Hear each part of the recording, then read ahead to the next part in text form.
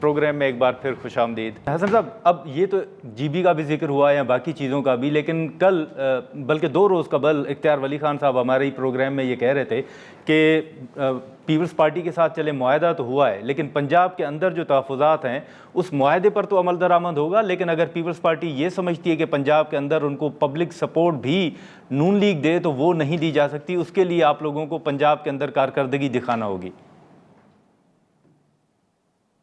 जी नादिर, ये मेरे से की है? जी जी जी हसन भाई, आपसे। देखिए नादिर, सबसे पहले तो डॉक्टर साहब ने अभी बात की, मैं हल्फन कह रहा हूँ, मैं खुद उस कैंपेन में रहा हूँ जीपी के अंदर। डॉक्टर साहब खुद से नहीं गए, मैं खुद वहां रहा हूँ। वहां पे तहरीके इंसाफ है ही कोई नहीं, सिरे से कोई तहरीके इंसाफ वहां पे है ही नहीं। वो जो एक दफा भी बने वो 2018 की कंटिन्यूटी थी, वगरना वहां पे तहरीके इंसाफ को लोग पसंद नहीं करते। जो 2 सीटें इन्हें मिली है ना, वो भी वो अहले तशय्यो के जो MWM से इनका इत्तेहाद था वो उनमें मिली है। अगर उधर भी MWM का उम्मीदवार होता तो इनको सीट्स नहीं मिलनी थी। तो ये इनके ज़ोंबीज जो हैं वो अपनी नाकामियां छुपाने के लिए इनको गलत बयानी कर रहे हैं जी कि हम क्लीन स्वीप कर जाते। वहां पे ग्राउंड पे ये हकायक नहीं है। अब भी ये मेरे साथ चले, हम दोनों भाई इकट्ठे जाते हैं, मेरे लिए ये बड़े काबिल एहतराम है, मेरा इनसे एक ताल्लुक भी है। और मैं कहता हूँ ये मेरे साथ चले, वहां पे इन्हें कहीं तहरीके इंसाफ नजर नहीं आएगी। कोई इक्का दुक्का जैसे वो तो हर जगह पे होते हैं। और गुजारिश ये है, जो बाकी आपने बात की, हम किसी से कोई अवामी सपोर्ट नहीं मांगते, और फिर हमने अवामी सपोर्ट उनसे मांगनी है जो खुद अवामी सपोर्ट से महरूम है। हमने क्यों क्यों किसी से अवामी सपोर्ट मांगनी है?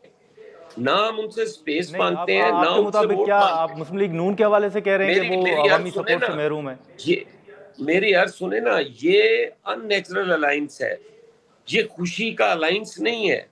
ये हम मजबूरी में इकट्ठे बैठे हुए हैं कि इस मुल्क के अंदर जमहूरियत जो है वो चलनी चाहिए, उसे डीरेल नहीं होना चाहिए।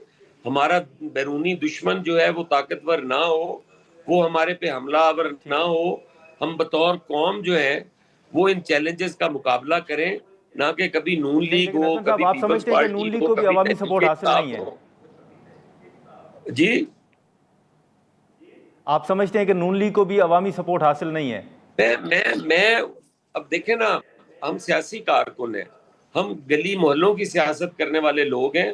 हम कोई सेनेटर थोड़ी हैं, या हम कोई एलीट क्लास थोड़ी हैं कि हम जाके ऐवानों में बैठ जाएंगे। अब भाई हमारा तो रोज का हल्के में आना जाना है, रोज लोगों को मिलना है, मिलाना है, उठना बैठना है।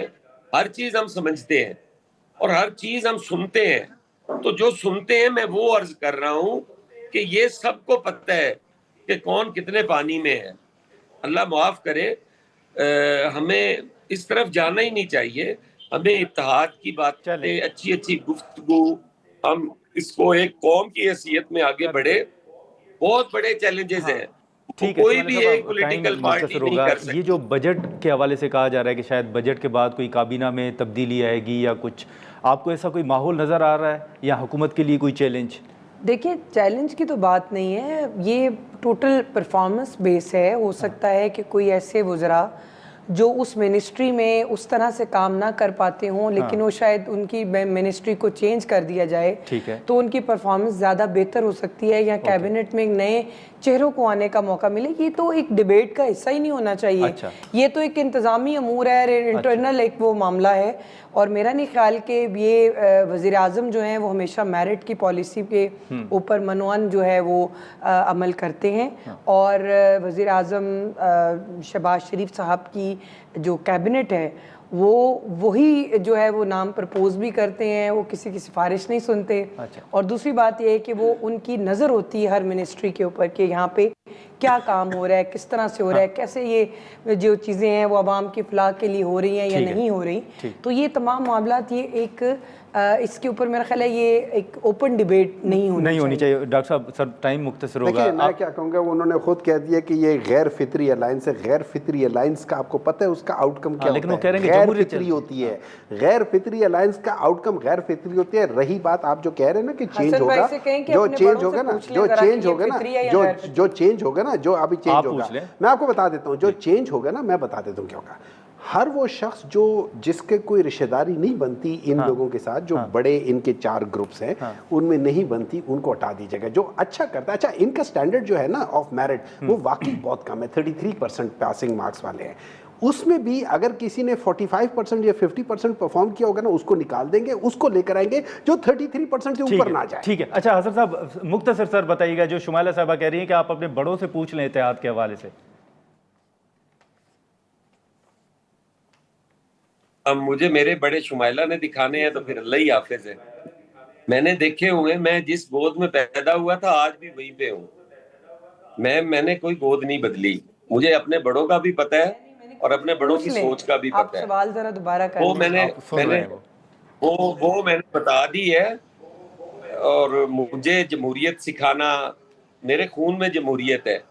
मैं उस वक्त का एक जमात से वाबस्ता हूँ जब कोड़े भी थे, फांसियां भी थी, किले भी थे, और मैं उस वक्त का एक जमात में बैठा हुआ हूँ। मेरे बड़े ना जद्दा गए हैं ना लंदन गए हैं।